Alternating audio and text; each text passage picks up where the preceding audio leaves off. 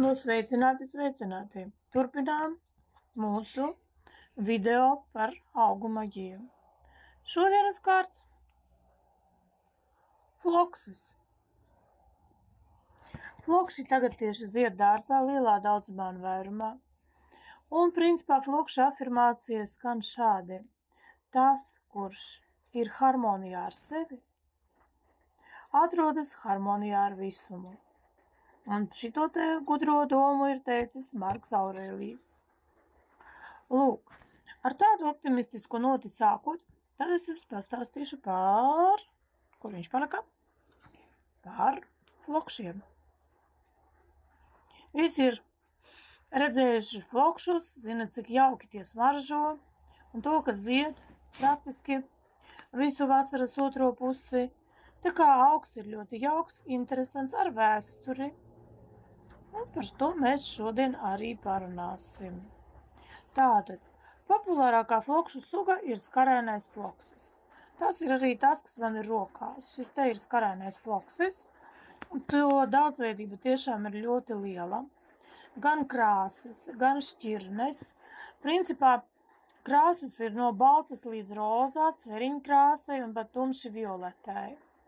Ir svītrēni hibrīdi. Ir hibrīdi ar vidiņu, citas krāsas.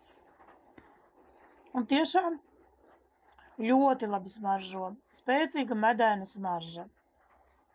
Lūk, pareizi izvēloties flokšus, jums vienmēr būs par rokai izēvielas augu maģijai starp citu.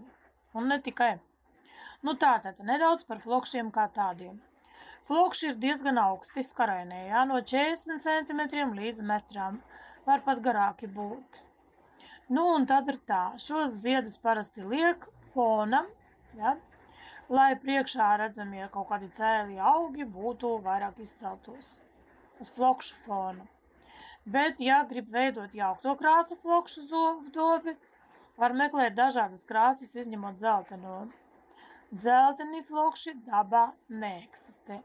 Jā, ir tie Drummondafā flokši, kuri ir nedaudz iedzelteni, bet viņi izskatās vairāk krēmīgi. Par dzelteniem viņus reāli nenosauksi. Tā kā nav zilu rožu, tā nav dzeltenu flokšu. Tas nu ir fakts. Ko es vēl varu pateikt? No kurienes tad leģenda par flokšiem radusies? Odisejs, atceramies tādu čomu, jā? Viņš vazājās pa pasauli, kamēr sieva viņu mājās uzticīgi gaidīja. Tā nu bija tāda viņa episkā loma. Nu, un tur bija tas moments, kad Odisejs ar saviem jūrniekiem nokāpa pazemē Aida valstībā. Nu, un tur bija ļoti tumšs, loģiski. Un tad viņi ar lāpām staigāja pa to pazemi, ņēmās tur, pildīja visādus kvestus un tā tālāk. Nu, un tā, ka viņi kāpa augšā, kur tās lāpas likt, viņi nometa viņas zemē. Un leģenda vēstīja, ka no šīm te lāpām tad arī izauga flokši. Krāsaini un skaisti. Krievijā interesanti ir tas, ka flokšus sauca sičiki, no vārda siķets, katuns. Kāpēc? Tur ir tāds nostāsts. Ciematā dzīvoja meitene Šuvēja. Viņa bija ļoti skaista, labi pieprata savu amatu, viņai bija mīļš draugs, viņa gribēja precēties, un tad viņu paņēma karavīros. Un tā viņa no rīta līdz vakaram sēdēja pie loga, šuva drēbes, gaidīja, bēdājās, un vienu dienu ar adatu nejauši iedūra pirkstā. No asins piliens nokrita zemē, un no tā izauga sarkans zieds, floksis. Ugunīgs kā mīlestība viņas sirdī un sarkans kā viņas asins piliens. No šejienes tad arī nāk flokšu maģija. Patiesībā šīs leģendas ļoti labi izskaidro, kāda enerģija ir šiem te ziediem.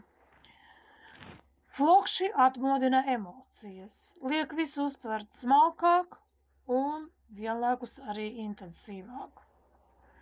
Saka tā, kā, ja uz mīļotā cilvēka spilvena noliksiet purpuru sarkanu vai kiršu sarkanu flokša ziedu, tad jūtas, kuras vairs nav tik, teiksim, spēcīgas, atkal uzliesmos ar jaunu sparu.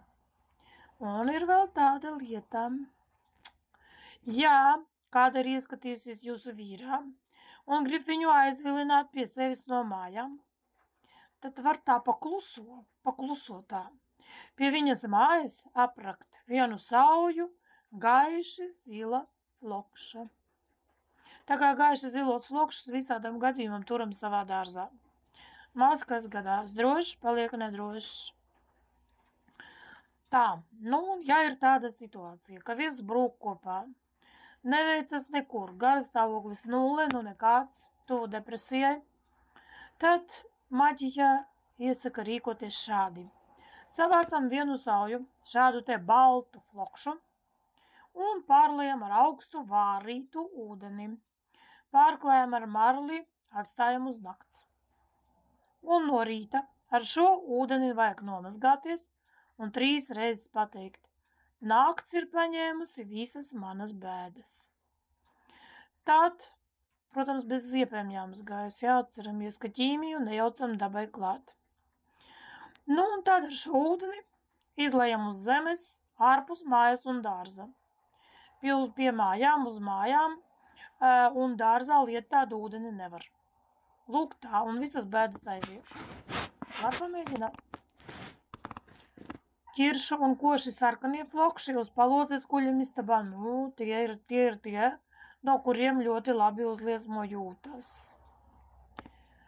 Ja mēs veidojam flokšus no 7 dažādām krāsām, pušķīti, bet jābūt 7 dažādu krāsu flokšiem. Meklējam rozā, gaiši, rozā, tumši, balti, violeti, zili, sarkani, vēl kaut kādi, bet lai būtu 7 dažādi.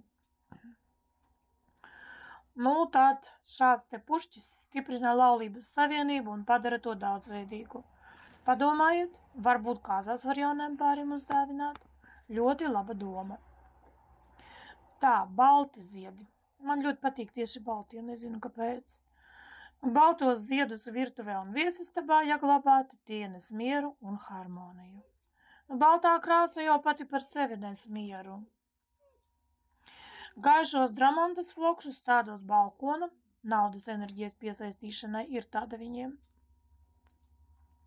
Tos, kuri gaiši viegli iedzelteni. Ceriņkrāsas flokši palīdz radošiem cilvēkiem, atmodina iztēli un sniedz jaunu skatu uz pasauli. Patiesībā jebkurš pašu rokām audzēts floksis nomierina un atnes laimi. Fitoterapijā arī ir pielietojams. Zāļu speciālisti iesaka vienu teikaroti balto flokšu ziedu, kaltaitu, protams, uz glāzi verdoša ūdens. Un var lietot pa vienai teikarotei 4-5 reizes dienā nervu nomierināšanai. Ir visādi flokši, ir tie nokarenie, zemie tādi 10-15 centimetri. Tie ir ļoti dekoratīvi, bet tās mazās ziedkopas ir uz galvenā zara, uz katrā zariņā. Veidojas tāds kā paklājiņš, bet jāiestāda vairāki 10 krūmu. Ļoti labi var apgriezt, aug vēl labāk. Tos izmanto apmalītēm, daudzgadīgajām puķu dobēm, ja mēs veidojam ģeometriskas kompozīcijas, zālāju vidū, ja vajag. Un, protams, tam floksim ir ceriņkrāsas vai rozā violeti toņi. Ļoti labi pasteļu tonis, pasteļu noskaņarotas, tas zied agri maijā, jūnijā, atšķirībā no šī, kurš zied vasaras vidū un otrajā pusē. Flokšus var stādīt podos, starp citu, un nemaz neslikti izskatās. Vēl ir Duglasa floksis, ļoti zems, 5 centimetri, tā kā paklājiņš, 2 reizes zied, mājas jūnijas, pēc tam septembris. Šauras paliek zaļas lapiņas, balti, zili, gaiši, violeti un rozā ziedi. Ložņājošais floksis, arī zemais 15-20 centimetri, bagātīgi sazarots, čemurveida ziedkopas, mais jūnijas, rozā, balts, sarkans, violets. Lūk, tā kā stādīsim flokšus, kam tikai viņi visam nedara, un prietām dekoratīvi un ļoti skaisti. Lūk. Lai jums, kā saka, flokšiem bagāta vasara.